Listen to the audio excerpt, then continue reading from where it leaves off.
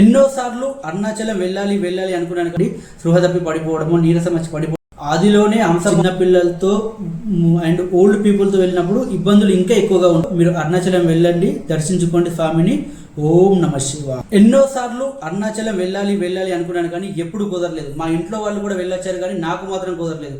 కొన్నిసార్లు బిజీ ఉండడం వల్ల, కొన్నిసార్లు టికెట్లు లేకపోవడం వల్ల అలా నేను మిస్ అయ్యాను. నేనే కాదు, తెలుగు రాష్ట్రాల్లో అరుణాచలం వెళ్ళాలి, స్వామిని దర్శించుకోవాలి అన్న ఒక ఇంట్రెస్ట్ కలిగింది అంటే దానికి కారణం చాగంటి కోటేశ్వరరావు గారు. ఆయనకే ఈ క్రెడిట్ ఇవ్వాలి.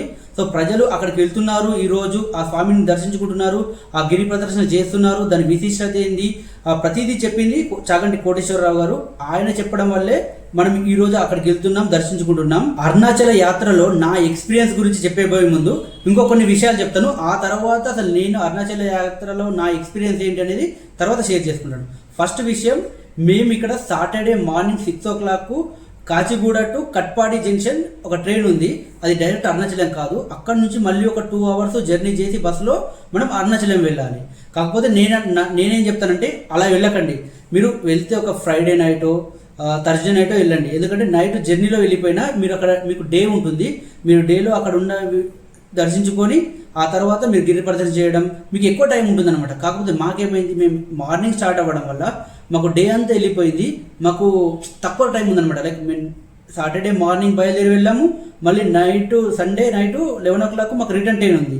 సో మాకు పెద్దగా టైం లేదన్నమాట. సో మాకు మేమేంటంటే వెళ్ళాలి అని చెప్పి తొందరలో ఏదో ఒకటి కదా మాకు టికెట్ దొరికింది కదా అని చెప్పి వెళ్ళాము. కానీ మీరు అలా వెళ్ళకండి, ప్రాపర్గా ప్లాన్ చేసుకోండి. ఒక ఫ్రైడే నైట్ ప్లాన్ చేసుకోండి. ఫ్రైడే నైట్ అంతా జర్నీలో పోయినా కానీ మీకు సాటర్డే ఉంటుంది, సండే ఉంటుంది, మీరు మండే కూడా ఉండాలనుకుంటే ఉండొచ్చు. సో అలా ప్లాన్ చేసుకోండి. సెకండ్ పాయింట్ వచ్చేసి స్టే. మీరు వెళ్ళే ముందే హోటల్ బుక్ చేసుకుని వెళ్ళండి. అందులో ఇంకో మెయిన్ పాయింట్ ఏంటంటే ఫుడ్ ఇంక్లూడ్ అయితే చాలా బెటర్. ఎందుకు ఈ మాట చెప్తున్నానంటే, తమిళనాడులో మేము వెళ్ళామన్నమాట. 11 to 3 మాత్రమే మీల్స్ దొరుకుతుంది. ఆ తర్వాత మీల్స్ దొరకదు డేలో. లైక్ మార్నింగ్ 11 నుంచి ఆఫ్టర్నూన్ 3 వరకే మీల్స్ దొరుకుతుంది. ఆ తర్వాత పరోటా, చపాతి, దోశ ఇవే తినాలి. మాకు చిరాకు వచ్చింది తినాలంటే. సో అందుకోసమే చెప్తున్నాను. మీరు మాకు రూమ్ విషయానికి వస్తే ఇక్కడ చాలా మంది ఏం చెప్పారంటే వెళ్ళే ముందు ఏం అవసరం లేదు, చాలా రూమ్స్ ఉంటాయి అన్నారు. కాకపోతే అంత ఈజీగా ఏం కాదు. మాకు ఒక 1 hour కష్టపడ్డాం, ఆ తర్వాతే మాకు రూమ్ దొరికింది. సో అంటే రూమ్లు ఉంటాయి కానీ మనకు నచ్చాలి కదా. మనకు నచ్చే రూమ్ దొరకాలంటే కొంచెం తిరగాల్సి వస్తుంది. అదే ముందే చూసుకొని వెళ్తే సో మనం డైరెక్ట్గా రూమ్కి వెళ్ళిపోవచ్చు అనమాట. సో టైం అనేది వేస్ట్ అవ్వదు. థర్డ్ పాయింట్ వచ్చేసి రూమ్ కాస్ట్ ఎంత ఉంటుంది. సపోజ్ నాన్ ఏసీ అనుకోండి 1500 to 1800 ఉంటుంది. లైక్ 5 to 6 members ఈజీగా అడ్జస్ట్ అయ్యేలాగా ఉంటాయి. మేము ముందు కూడా అలాగే మేము తీసుకుంది. కాకపోతే ఏసీ మాకు వచ్చేసి 2400 చెప్పారు. మేము బార్గెనింగ్ చేస్తే మాకు 2000కి ఇచ్చారు. సో ఎక్కడైనా సరే మీరు వెళ్ళినప్పుడు బార్గెనింగ్ చేయొచ్చు అనమాట. ఇప్పుడు అస్సలు విషయం గురించి మాట్లాడుకుందాం. ఈ యాత్ర ఎలా ఉంది. సో చాగంటి కోటేశ్వరరావు గారు చెప్పారు చాలామంది వెళ్తున్నారని చెప్పి. మేము కూడా ఎప్పటి నుంచో ఎక్సైటెడ్గా వెయిట్ చేసి ఫైనల్గా టికెట్లు బుక్ అవ్వడంతో ఇంకా హరిబరిలో అయినా సరే మాకు టికెట్లు దొరికాయి. మేము వెళ్ళిపోవాలి, 2 days అయినా పర్లేదు, 1 day అయినా పర్లేదు, మనం పూర్తి చేసుకోవాలని చెప్పి మేము వెళ్ళిపోయాం. సో వెళ్ళాక మా ఎక్స్పీరియన్స్ ఎలా ఉంది. రూమ్ దొరకగానే ఫ్రెష్ అయిపోయి చాలా ఎక్సైటెడ్గా గిరి ప్రదర్శనకి వెళ్ళాము. అందరిలాగే మేము కూడా ఇంద్రలింగం నుంచి మా నడక స్టార్ట్ చేసామన్నమాట. ఆదిలోనే హంసపాదం ఏదో అంటారు కదా, అలా అయిపోయింది మా బతుకు. ఏంటంటే రోడ్డు మొత్తం కంకర్రాళ్ళు, మడ్డు. సో నడవాలంటే చాలా ఇబ్బంది. అక్కడ రోజు కొన్ని వేల మంది భక్తులు వచ్చి గిరి ప్రదర్శన చేస్తుంటారు. అలాంటి ప్లేస్లో అలాంటి రోడ్ అసలు నేనైతే ఎక్స్పెక్ట్ చేయలేదు. చూసి షాకు.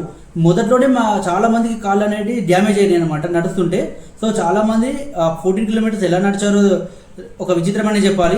14 kilometers నడవాలి, గిరి ప్రదర్శన మొత్తం కంప్లీట్ చేయాలి, 8 లింగాల్ని దర్శించుకోవాలన్న కాన్ఫిడెన్స్ ఏదైతే ఉంటుందో అది మొదట్లోనే పోతుందన్నమాట. సో ఆ తర్వాత ఆ 14 kilometers నడవడం మామూలు విషయం కాదు. మొత్తం ఈ 14 kilometers రోడ్డు మొత్తం ఇలాగే ఉంటుందంటే లేదు. ఫస్ట్ ఒక 1.5 kilometers మాత్రమే ఇలా ఇబ్బంది పడతాము. ఆ తర్వాత ఏంటంటే డాంబర్ రోడ్ ఉంటుంది. సో అది బెటర్ అనమాట. కాకపోతే దాని మీద కూడా ఇసుక, మనకి గాజు పెంకలు ఇవి ఉంటాయి అనమాట. అక్కడక్కడ చూసుకొని నడవాలి. ముఖ్యంగా చీకట్లో నడిచేటప్పుడు చాలా జాగ్రత్తగా నడవాలి. చాలా మంది భక్తులు నైటే గిరి ప్రదర్శన చేస్తుంటారు. సో అలాంటి వాళ్ళ కోసం ఒక ప్రాపర్ మంచి లైటింగ్ ఉండాలి. కాకపోతే లైటింగ్ అనేది నాట్ గుడ్ అలా అని చెప్పి వెరీ బ్యాడ్ అని కూడా కాదు. ఓకే. నాకు అనిపించింది ఏంటంటే అరుణాచలంలో నీట్నెస్ అనేది లేదు ఎక్కడ చూసినా. అందులో ఇంకొక విషయం ఏంటంటే ఈ మోక్ష మార్గం ఉంటుంది కదా, అక్కడికి వెళ్ళాను. అక్కడ చూడాలి ఎంత చెత్త సాక్సులు కానీ అసలు అది క్లీన్ చేసి ఎన్ని సంవత్సరాలు అవుతుందో అన్న ఫీలింగ్ కలుగుతుంది మనకు. చాలా మంది మోక్ష మార్గానికి ఏదో జీవితంలో మోక్షం వస్తుందని వెళ్తారు, కాకపోతే అక్కడ చూస్తే మాత్రం చాలా డిసప్పాయింట్ అవుతారు అనమాట. అది చూస్తే అసలు ఇంకో విషయం ఏంటంటే ఎవరైతే భక్తులు గిరి ప్రదర్శన చేస్తున్నారో సాక్సులు వేసుకొని వాళ్ళు అలా వదిలేయకూడదు, తప్పది. సో అది ఫస్ట్ భక్తుల తప్పు, సెకండ్ అరుణాచలం మున్సిపాలిటీ వాళ్ళ తప్పు, దేవస్థానం తప్పు, గవర్నమెంట్ తప్పు. ఎందుకంటే వాళ్ళు పడేయడం తప్పే, వీళ్ళు దాన్ని నీట్గా మెయింటైన్ చేయకపోవడము తప్పే. అక్కడ ఒక డస్ట్బిన్ కూడా లేదు. డస్ట్బిన్ ఉంటే నాకు తెలిసి చాలామంది డస్ట్బిన్లో వేసేవాళ్ళేమో, అక్కడ డస్ట్బిన్ లేదు, ఏం లేదు, అలా పడేశారని. ఓం నమ శివాయ. గిరి ప్రదర్శన అయిపోయింది. ఆ తర్వాత మేము టెంపుల్ దర్శనానికి వెళ్ళాం డైరెక్ట్గా. సో ఆ టెంపుల్ ఏదైతే దర్శనం ఉందో అది వచ్చేసి తొలి ఏకాదశి రోజు మేము వెళ్ళామన్నమాట. సో దానివల్ల ఏమైందంటే చాలామంది భక్తులు వచ్చేసారు. సో దర్శనం కోసం చాలా పెద్ద క్యూ ఉందన్నమాట. సో మేము సరే అని చెప్పి క్యూలో నిల్చున్నాం. కాకపోతే విచిత్రం ఏంటంటే అక్కడ ఆ క్యూ లైన్లని మెయింటైన్ చేయడానికి దేవస్థానం నుంచి కానీ పోలీస్ డిపార్ట్మెంట్ నుంచి కానీ ఎవరు లేరనమాట. సో ఎవరు ఎక్కడి నుంచి అయినా దూరిపోవచ్చు, ఏ బారికేడ్ అయినా దూరికేసి వెళ్ళిపోవచ్చు అనమాట. అలా ఉంది. మేము కొంచెం సేపు చూసాక మాకు కూడా అర్థమైంది మనం ఇక్కడ నిలబడితే ఎంతసేపు అయినా సరే మనం దర్శించుకోలేమని చెప్పి. సో మేము కూడా ముందుకెళ్ళి ఒక బారికేడ్ దూరికేసి లోపలికి వెళ్ళిపోయాం. సో అలా చేస్తే తప్ప మనం దేవుడిని దర్శించుకోలేం. సో అది దేవస్థానం వాళ్ళు అసలు కొంచెం కూడా ఫోకస్ చేయట్లేదు క్యూ లైన్ మెయింటెనెన్స్. మీరు తిరుపతి వెళ్తే కానీ ఇంకా వేరే వేరే దేవస్థానాలు వెళ్తే క్యూ లైన్ అనేది చాలా మంచిగా మెయింటైన్ చేస్తారు.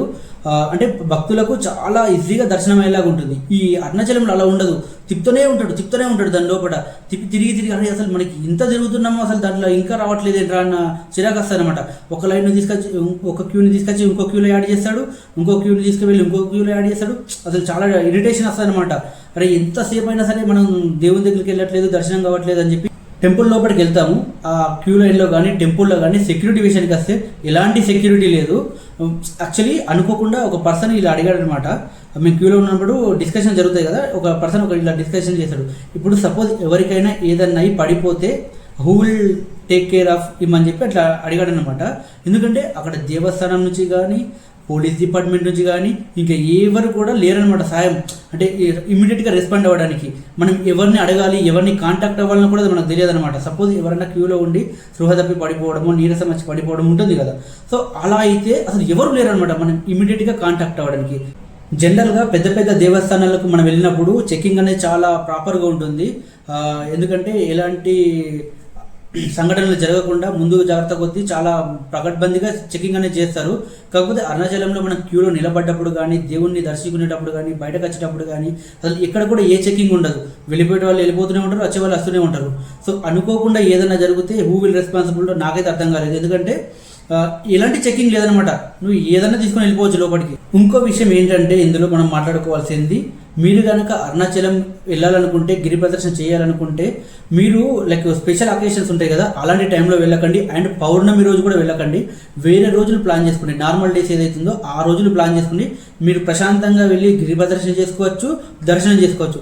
మీరు కనుక స్పెషల్ డేస్లో వెళ్తే చాలా ఇబ్బంది పడతారు. ముఖ్యంగా చిన్న పిల్లలతో వెళ్ళే వాళ్ళు ఇంకా ఎక్కువ ఇబ్బంది పడతారు. ఎందుకంటే మా ఫ్రెండ్ చిన్న పిల్లలతో వచ్చాడు. సో క్యూ లైన్లో చాలా ఇబ్బంది పడ్డాడు. మీరు అనుకోవచ్చు వీడేంటి ఇన్ని నెగిటివ్ పాయింట్స్ చెప్తున్నాడు అరుణాచలం గురించి అని. పాజిటివ్ పాయింట్స్ ఏదైతే ఉందో, గుడ్ థింగ్స్ ఏదైతే ఉందో ఆల్రెడీ నేను నా మొదటి పార్ట్లో చెప్పాను. ఇది సెకండ్ పార్ట్ కాబట్టి ఇందులో ఉండే ఇబ్బందులు ఏంటి, నెగిటివ్ అనే కంటే యాక్చువల్లీ అక్కడికి వెళ్ళాక మేము పడిన ఇబ్బందులు ఏంటి. చాలామంది ఒక సైడే చూపిస్తున్నారు, గుడ్ అరుణాచలం వెళ్ళాలి, దర్శించుకోవాలి, అది ఇది చాగంటి కోటేశ్వరరావు గారి మాటలు చెప్తూ బ్యాక్గ్రౌండ్లో వేస్తూ ఇట్లా చూపిస్తున్నారు. కానీ రియల్గా అక్కడికి వెళ్ళాక ఉండే సిచ్యువేషన్ ఏంటి అనేది ఎవరు చెప్పట్లేదు. సో అది చెప్పాలన్న ఉద్దేశంతోనే నేను ఈ వీడియో చేశాను తప్ప ఇంకేది కాదు. ఎందుకంటే నాకు పర్సనల్గా ఎక్స్పీరియన్స్ అయింది. ఎందుకంటే నేను తిరుపతి వెళ్ళాను. తిరుపతి వెళ్ళినప్పుడు నేను ఎంతో ఎంజాయ్ చేశాను తిరుపతి. ఇంకో పాయింట్ ఏంటంటే నాకు అక్కడికి వెళ్ళాక తెలిసింది, కొందరితో మాట్లాడుతున్నప్పుడు చాలామంది ఒకే ఇయర్లో 3 times 4 times 5 times కూడా విజిట్ చేస్తున్నారంట టెంపుల్ని. దానివల్ల ఏమవుతుందంటే మొదటిసారి వచ్చే వాళ్ళకు ఇబ్బంది అవుతుంది, క్రౌడ్ ఎక్కువైపోతుంది. ఒకేసారి ఒక ఇయర్లో ఒక 4 times 5 times విజిట్ చేయాల్సిన అవసరం లేదు. ఒకసారి విజిట్ చేశారా, ఒక 2 years 1 year గ్యాప్ ఇచ్చి మళ్ళీ వెళ్ళండి. సో భక్తి అనేది ఉండొచ్చు, కాకపోతే మరీ అలా రెగ్యులర్గా వెళ్ళడం వల్ల, రిపీటెడ్గా వెళ్ళడం వల్ల కొత్తగా వచ్చే వాళ్ళకి ఇబ్బంది అవుతుంది. ఫైనల్గా నేనేం చెప్తానంటే అరుణాచలం వెళ్ళండి, గిరి ప్రదర్శన చేయండి. ఖచ్చితంగా అక్కడ ఉండే ఆ పాజిటివ్నెస్ ఏదైతే ఉందో ఖచ్చితంగా మీరు ఫీల్ అవుతారు. ఆ దేవుని ఆశీర్వాదం ఖచ్చితంగా మీకు దక్కుతుంది. కాకపోతే ఒక ప్రాపర్ ప్లానింగ్తో వెళ్ళండి. మాలాగా అయితే హరిబరిగా వెళ్ళకండి, ఒక ప్రాపర్గా వెళ్ళండి. కాకపోతే కొన్ని ఇబ్బందులు ఉంటాయి, అవి కూడా ఫేస్ చేయాలన్నమాట. ముఖ్యంగా చిన్నపిల్లలతో అండ్ ఓల్డ్ పీపుల్తో వెళ్ళినప్పుడు ఇబ్బందులు ఇంకా ఎక్కువగా ఉంటాయి, అది గుర్తుపెట్టుకొని వెళ్ళండి. సో మీరు అరుణాచలం వెళ్ళండి, దర్శించుకోండి స్వామిని. ఓం నమః శివాయ.